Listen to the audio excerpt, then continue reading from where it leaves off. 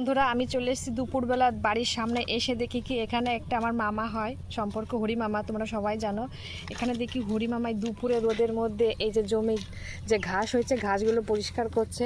তো ভাবলাম তোমাদের সাথে একটু শেয়ার করি। আর সবচেয়ে বড় কথা দেখো আকাশে কীরকম মেঘ হয়েছে, দেখো ওয়েদারটা একবার দেখে নাও, আকাশের মেঘটা।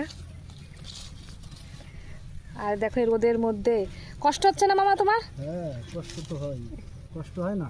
রোদের মধ্যে, দুপুরের রোদের মধ্যে কাজ করতে কষ্ট হয় না? দেখিছো কত কষ্ট আমাদের গ্রামের চাষিদের। দেখো